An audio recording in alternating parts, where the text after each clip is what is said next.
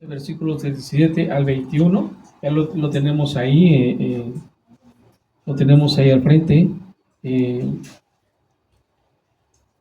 Dice de la siguiente manera: no paguéis a nadie mal por mal, procurad lo bueno. Ahí, dice aquí. En la versión que tengas. No, es que se me movió aquí. Bueno, no procuréis a nadie mal por mal, procurad lo bueno delante de todos los hombres. Si es posible, en cuanto dependa de vosotros, estad en paz con todos los hombres. Pero no os juzguéis vosotros mismos, amados míos, sino dejad lugar a la ira de Dios, porque escrito está: mía es la venganza, yo pagaré, dice el Señor. Así que si tu enemigo tuviere hambre, dale de comer; si tuviese sed, dale de beber, pues haciendo esto, ascuas de fuego amontonarás sobre su cabeza. No seas vencido de lo malo, sino vence con el bien el mal. Amén. Es tiempo de escuchar la palabra del Señor, el consejo del Señor, a través de su siervo, nuestro hermano Raimundo García Rosales. Como que esto suena a una locura, ¿no? Porque, sinceramente, miren, los que no nacimos en el Evangelio, eso no aprendimos. Eso no nos enseñaron en casa. A mí me decían, por ejemplo, es real esto, ¿eh? Mi mami, a quien quiero mucho, lo decía porque me amaba, lógicamente, y no quería verme sufrir, pero fíjense lo que ella decía: hijo, aun cuando sea una niña, si una niña te pega, no te dejes. Bueno, seguramente porque pues mi mamá tuvo hijos, ¿no? Si hubiera tenido hijas, a lo mejor, no sé, a lo mejor iba a ser más machina, ¿no? Iba a decir, a la hija la iba a tratar bien cortita, ¿no? Ándale, atiende a tus hermanos. Bueno, digo, esto parece una locura de lo que dice aquí Romanos capítulo 12, porque si nosotros observamos el mundo, cómo el mundo se comporta, el mundo no se porta así. En el mundo, desde la época de Murabi, hay una ley. La ley Murabi, que es ojo por ojo, diente por diente. Esa no es de Moisés, es de Murabi. Y Murabi vivió muchísimos años más atrás que Moisés. ¿Y por qué traigo mención a Moisés? ¿Por qué hago mención de Moisés? Porque fue Moisés el que escribió los 10 mandamientos, la ley, el Pentateuco. Y es ahí donde nosotros encontramos esta ley, la famosa ley del talión. Después Jesús mismo lo dice, ¿no? Oísteis que fue dicho, ojo por ojo, diente por diente. ¿Se acuerdan? Sí. ¿Sí? ¿A dónde dice eso?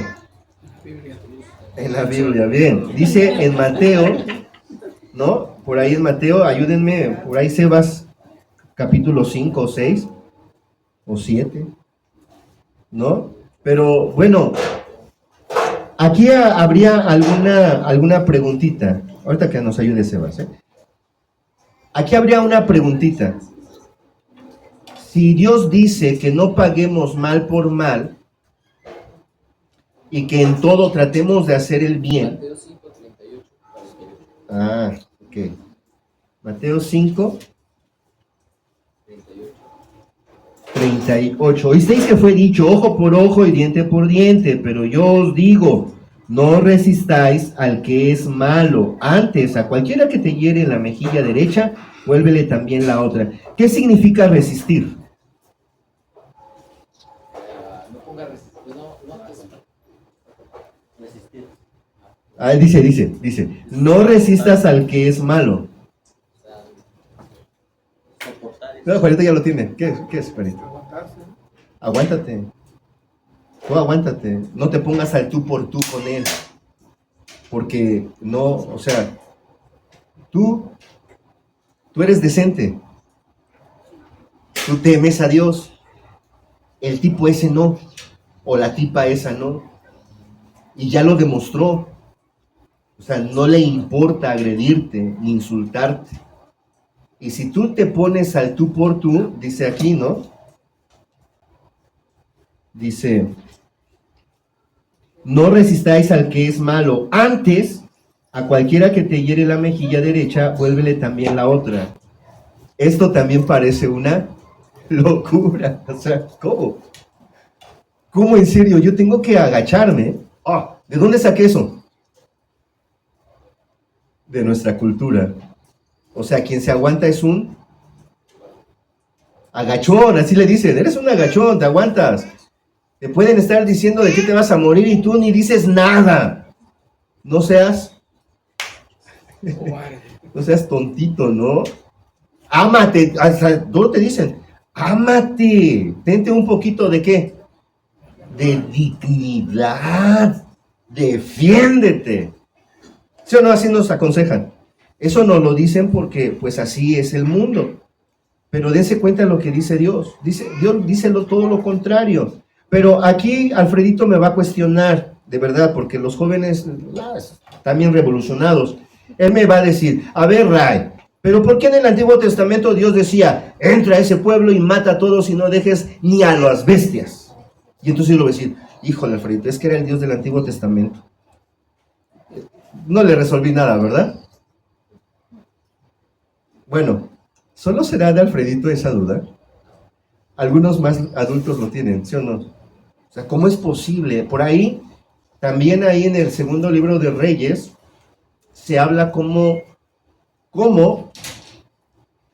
mataron a todos los baalitas, cortándoles las cabezas y exhibiéndolas, por orden, ¿de quién creen?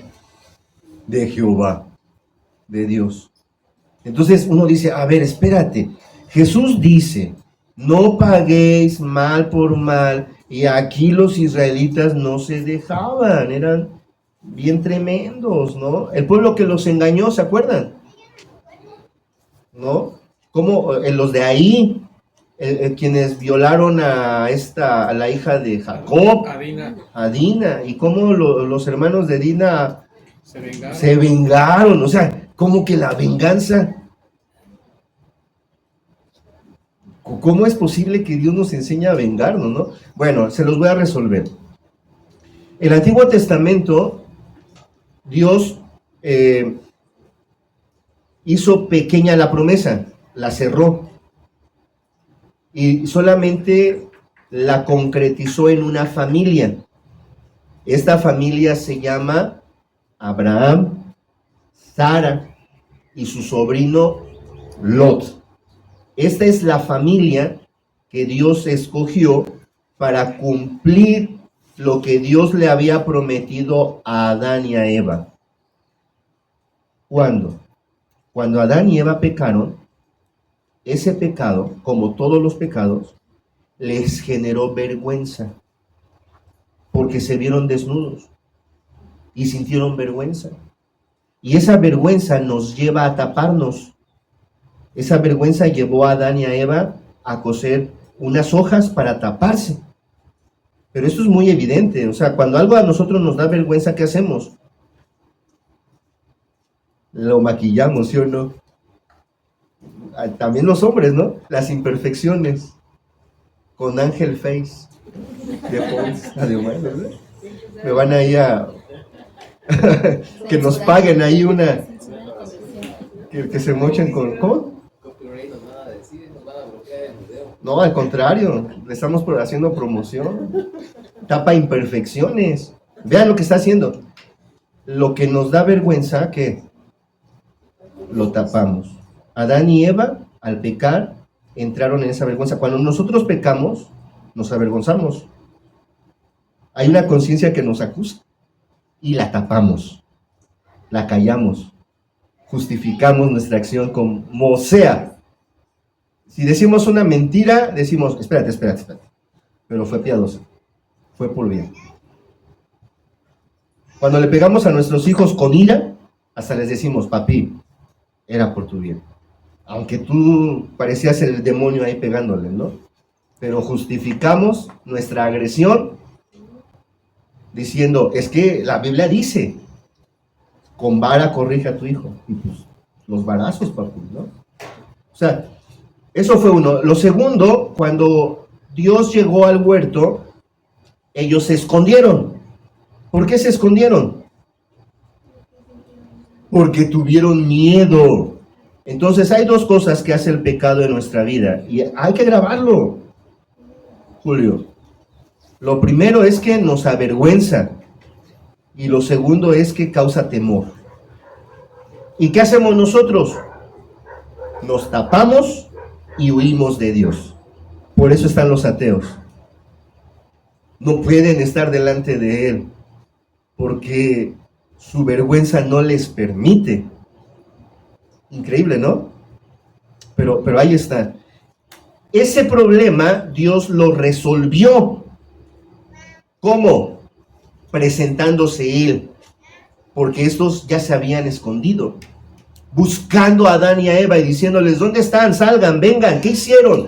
¿Por qué saben que están desnudos? Comieron del árbol que les dije, no coman. ¿Por qué lo hicieron? Y entonces Dios pone el remedio. Sacrifica un animal para quitarle la piel y con esa piel cubrir la vergüenza de Adán y de Eva. Y además les dice, no tengan miedo, porque de ti, mujer, saldrá uno, el cual volverá a restablecer la paz entre ustedes y yo. Nació Caín y Abel, pero Caín mata a Abel. Y entonces Dios le sustituye a otro hijo con el nombre de Set. Y Set, de esta línea viene Noé. Antes de Noé hay dos pueblos, anótenlo. Los descendientes de Caín, el asesino, y los descendientes de Set, el que trae la promesa de que de él saldrá uno que bendecirá al pueblo. Entonces, a estas dos familias se les conoce de la siguiente manera, Alfredo, y esto es importante porque muchas personas cuando leemos la Biblia empezamos a especular y ya vemos cosas que no. Por ejemplo, les voy a decir esto, los ángeles no se casan, ni se dan en casamiento, ni se reproducen. ¿Por qué?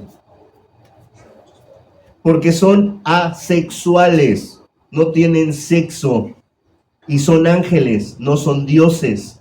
Están limitados y tienen un lugar. Y en la Biblia se les llama dioses, se les llama los hijos de Dios, el ejército del cielo, pero nada que ver realmente. Ellos son ángeles, ¿sale? Ok. Cuando llegamos en la historia de Noé, cuando llegamos a Noé, ustedes se van a encontrar que dice ahí, y los hijos de Dios vieron hermosas a las hijas de los hombres y se casaban y se daban en casamiento. Cuando dice, y les nacieron gigantes, quiere decir que para ellos no había límites, porque hay dos pensamientos que se están mezclando. Los pensamientos del homicida Caín, que son sus descendientes son los hijos de los hombres, con los pensamientos de los descendientes de Set, que son los hijos de Dios. Entonces, imagínense, uno sigue sirviendo y adorando a Dios, mientras que el otro se sigue sirviendo y adorando hacia sí mismo. Sus hijos, ¿cómo van a ser? Esto es increíble. ¿Sus hijos en qué van a creer? ¿En Dios o en Baal? Porque los hijos de los hombres adoran a Baal y los hijos de Set adoran a Dios. ¿Y sus hijos a quién van a adorar? ¿Saben lo que los padres empezaron a decir? Lo que dicen ahora. Bueno, tú y yo nos decidimos casar, yo respeto tu religión y tú respetas la mía, y entonces los hijos, pues los vamos a dejar que crezcan y que ellos decidan.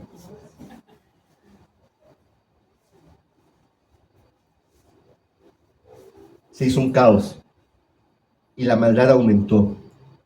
Y entonces Dios se arrepintió de haber hecho al hombre y dijo: lo raeré de la faz de la tierra.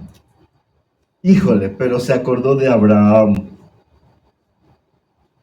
Había una ciudad pecaminosa, horrible, que se llamaba Caldea, donde sacrificaban a los niños, los sacrificaban a sus dioses, empalaban a sus enemigos, los desollaban, como los de ahí de Coatetelco, desollaban a sus enemigos, así. O sea, era horrible esa nación. Pero no era suficiente, ¿eh? En esa nación había otro pueblito, más sanguinario, más apartado, más pervertido, llamado Ur. Y en esa ciudad había una familia. Y el nombre del patriarca de esa familia era Abraham. Digo, Noé. Ya me fui hasta allá, ¿verdad? Sí. Entonces nos regresamos. Se están casando, se están dando en casamiento, y entonces hay un descendiente de Set, ahí está, hijo de Lamed, de la línea de Set, el cual tiene por nombre Noé. Noé tiene 3 hijos. Es Sem, Cam y Jafet. Cuando Dios decide destruir a la humanidad por lo que les dije que estaba pasando, que se daban en casamiento, un mestizaje y que la maldad se había aumentado, Dios destruye a todos los descendientes de Caín a través del diluvio. Y también destruye a todos los descendientes de Set, excepto Noé. Ahí está ya. Excepto Noé. Juntamente con sus 3 hijos. ¿Cómo se llaman? Sem, Cam y Jafet. Aquí, hermanos, el asunto podría arreglarse. Esto es importante, porque estamos hablando de un patriarca ahora. Aquí ya no existen los descendientes de los hombres.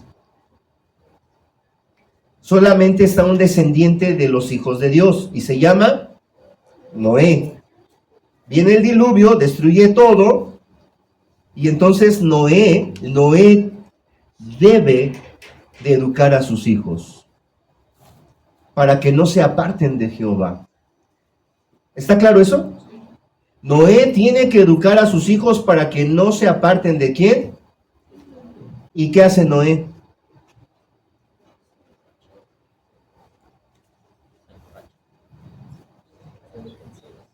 Baja del arca, seguramente, sí, no, imagínense la mente del ser humano, ¿no? ¿Cuánto tiempo estuvo guardando la semillita de la vid ahí? ¿O metió una vid al arca? ¿De dónde sacó la vid? Porque dice que las aguas se quitaron, se terminó el diluvio, y entonces Noé fue y labró la tierra, sembró una vid, cosechó la fruta, la exprimió, la fermentó y se puso una. Seguramente dijo: Dios, por los 40 días y 40 noches que no como. ¿Fueron cuántos años? ¿O días? Fueron días, ¿no? 40 días. El diluvio, ¿no? Y luego el tiempo que bajó, o sea, Señor, hice un sacrificio, me abstuve de tomar durante tantos meses, pues ya lo merecía. ¿Y quién lo está viendo? Además de Dios.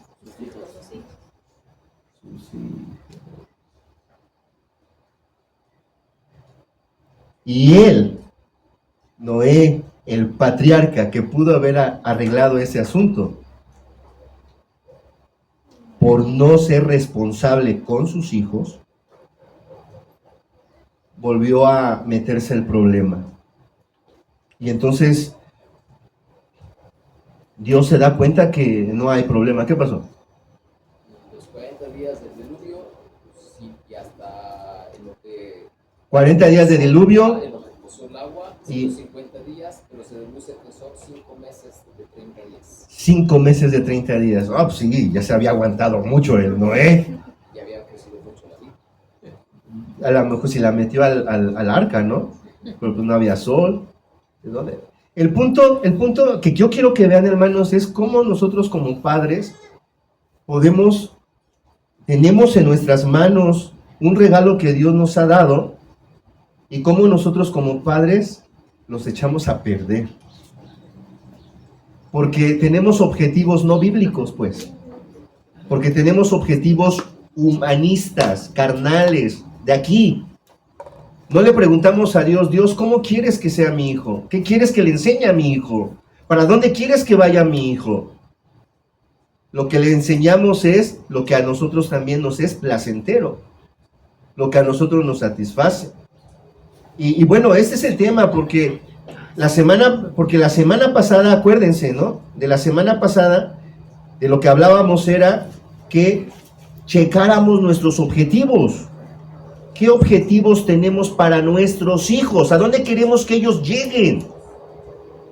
Y es que a veces los objetivos que nosotros tenemos no son los objetivos que Dios quiere para nuestro hijo. El día de hoy estamos aterrizando porque, miren, de esto se trata. Con los temas que ya vimos, les voy a ilustrar. Es como cuando queremos sembrar la tierra. La parcela de allá arriba, de al lado. Queremos sembrarla. Lo primero que hicimos es entender qué terreno es decir, a nuestro hijo. Nuestro hijo tiene un corazón. Los problemas no es lo externo, no es lo que vemos. Tenemos que ver qué tierra es, si es fértil o no es fértil. Y para empezar, el corazón de nuestro hijo no es fértil, porque está condicionado al pecado. Y todo lo que el niño hace va a ser así. Va a ser malo por naturaleza, aunque no tenga conciencia. Entonces, ese fue el primer tema. Es llegando al corazón del problema. El problema no son las acciones que vemos, sino lo que está escondido en su corazón. Lo otro que vimos es que hay influencias que también condicionan el pensamiento de nuestros hijos.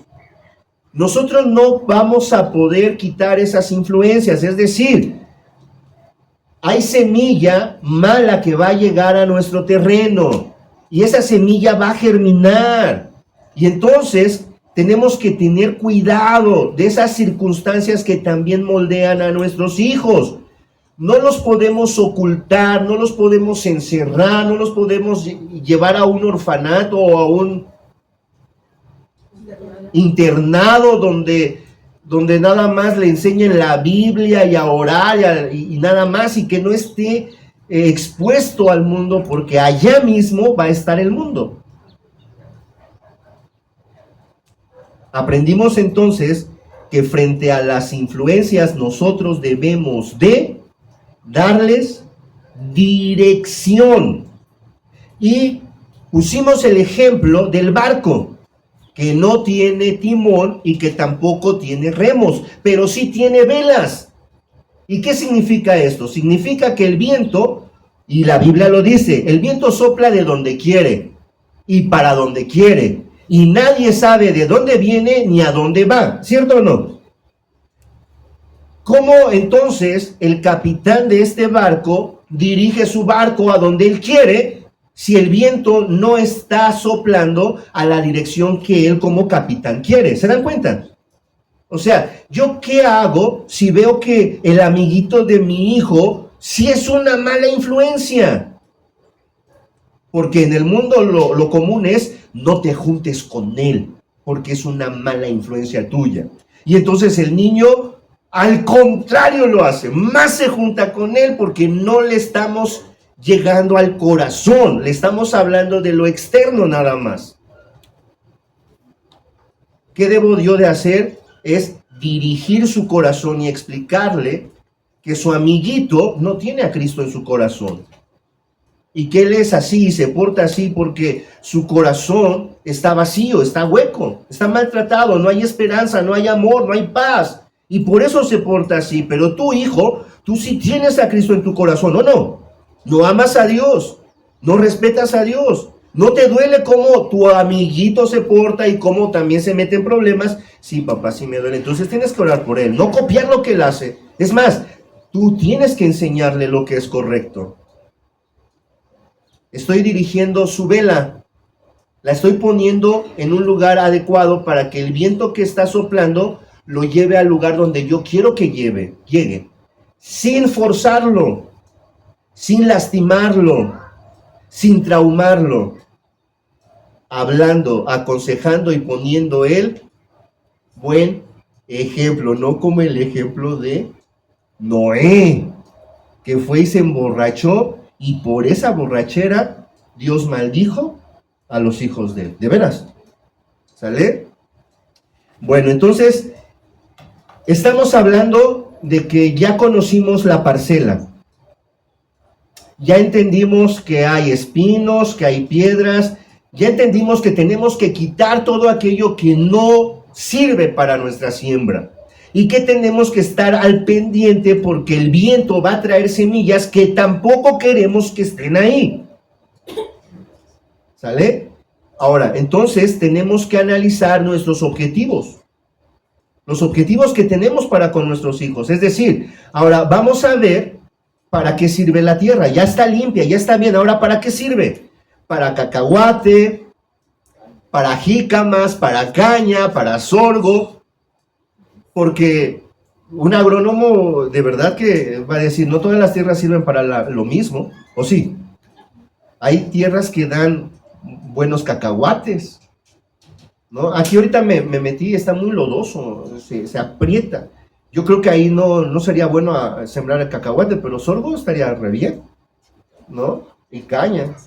Vamos a otros lugares, allá rumbo a Puebla, entre Jauta y Puebla, donde casi no llueve y todo es bien árido, y la tierra es floja, ahí es buena para sembrar cacahuate.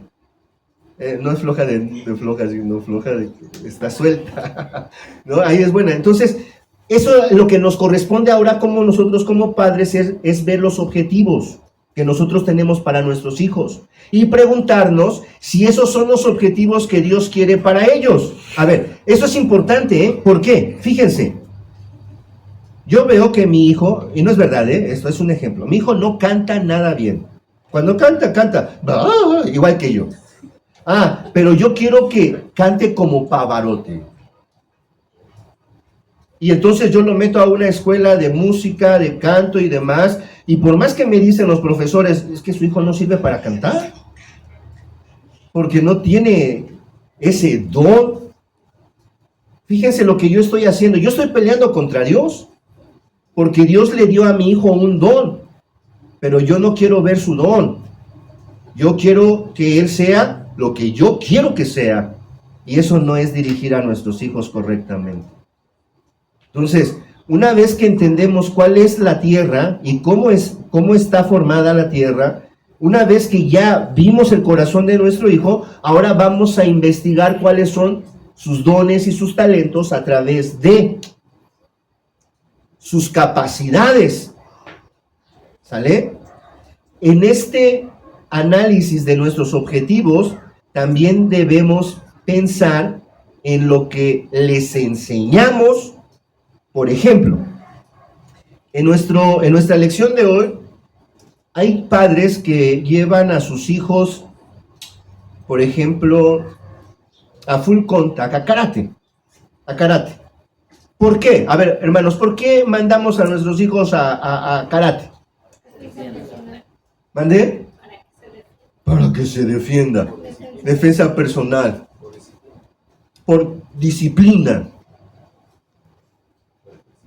Por ejercicio. Porque les gusta. Algunos dicen por autoestima también. Para que se haga hombrecito. ¿Mandé? Para que se haga hombrecito. Para que se haga hombrecito.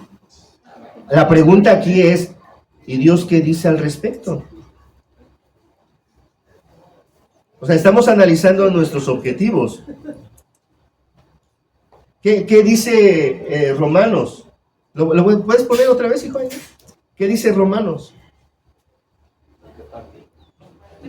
No paguéis a nadie mal por mal.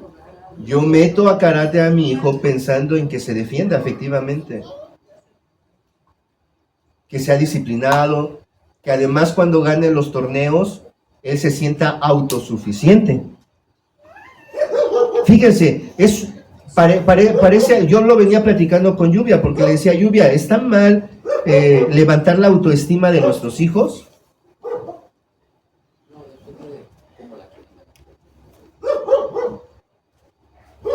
Es que cuando nosotros como padres nos portamos así, lo que les gritamos a nuestros hijos es, tú puedes, hijo, tú eres capaz.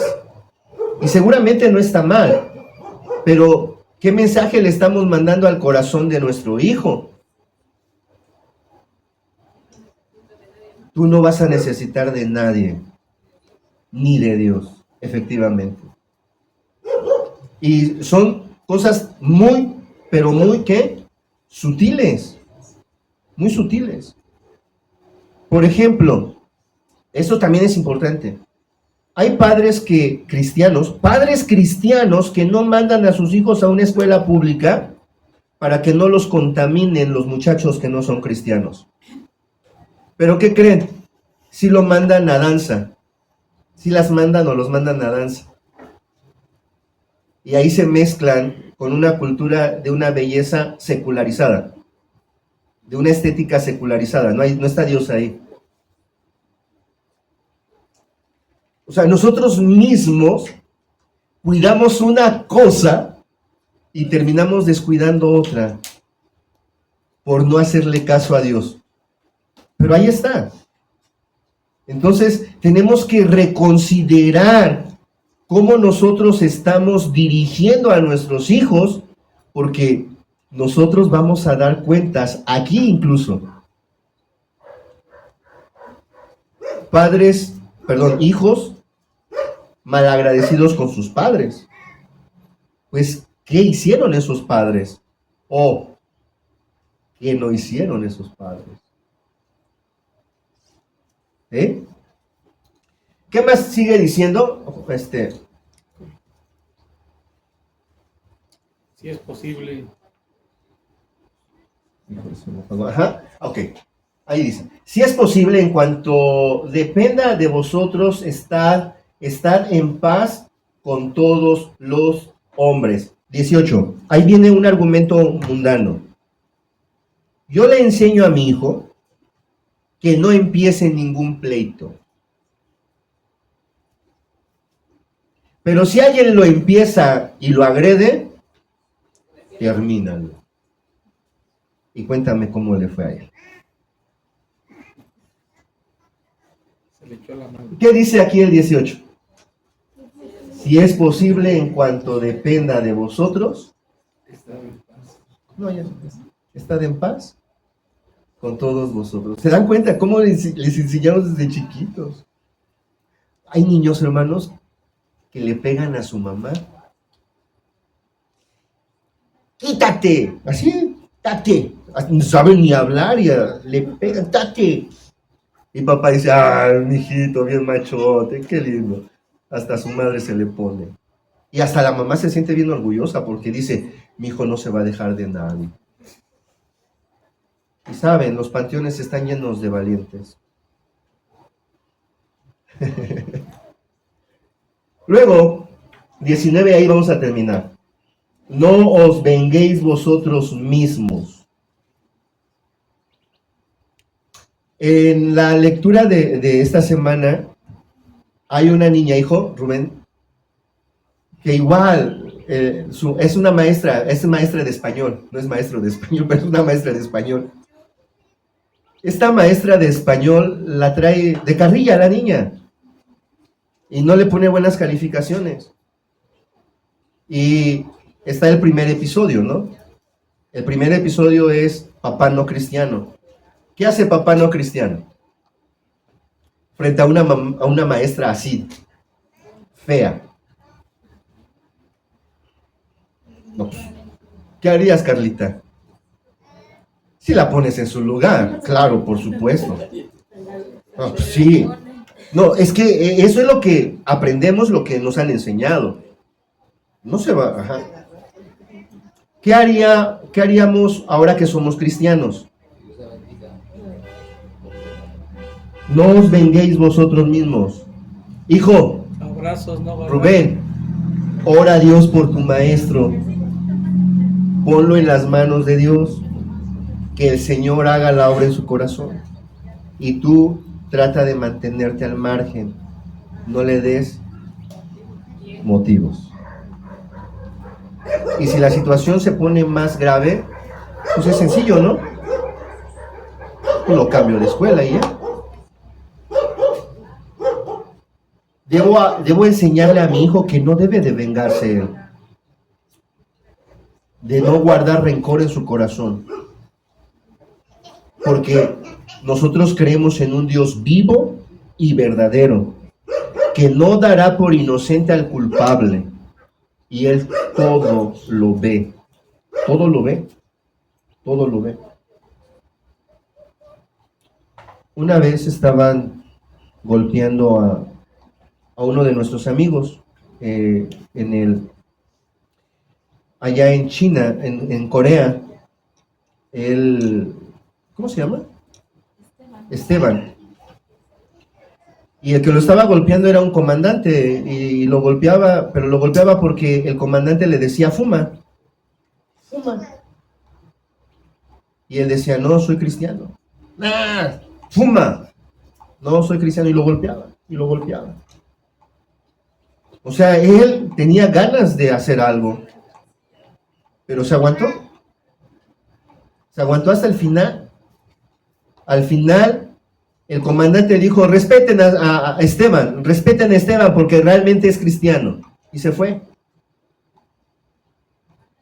Cuando Esteban estaba en su recámara solo, Dios le dijo, yo lo vi todo, Esteban, y sé que me amas. Claro, no audiblemente, él dice, lo sentí, o sea, yo lo sentí, yo sentí que Dios estuvo presente ahí. Y Él me hizo aguantar, Él me hizo soportar. Y le di la gloria a Dios, porque Él me hizo aguantar. Pero lo que yo quiero enfatizar es en lo que Él sintió. Yo lo vi. Sí, Carlita, de verdad, hermanos, toda injusticia que viene contra nosotros, Dios lo ve. No tenemos por qué vengarnos, ni enseñar a nuestros hijos que se venguen. Porque dice el Señor, mía es, y así que, amados hermanos, termino aquí. Tenemos que meditar un poco en cómo nuestros objetivos están contradiciendo los objetivos de Dios, o cómo nuestros objetivos van de acuerdo a la voluntad de Dios. Si nuestros objetivos van en contra de la voluntad de Dios, tenemos que quitarlos. Pero si nuestros objetivos para con nuestros hijos van de acuerdo a la voluntad de Dios, hay que persistir en ello. Hay que estar ahí y poner el mejor buen ejemplo. No ser como Noé. No ser como Noé. Dios nos está dando la oportunidad de corregir lo mucho que nuestros antecesores se han equivocado. ¿Sale?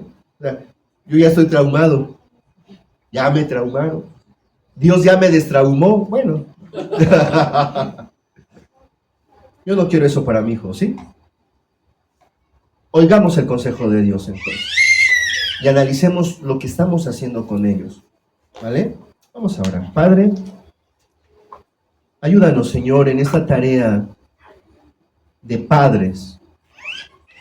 Ayúdanos, Señor, a meditar en nuestros objetivos. si nuestro deseo es emborracharnos o realmente darle una dirección a nuestros hijos. Padre, quita de nosotros eso que a ti no te agrada y que va en contra de tu voluntad y del diseño que tú has hecho. Padre, si nosotros ejercitamos algo, no es para hacernos sentir mejor, sino para darte la honra y la gloria a ti, en el nombre de Jesús. Gracias, Señor, por tu palabra. Te adoramos, bendecimos y glorificamos tu bendito y santo y hermoso nombre. En el nombre de Jesús. Amén.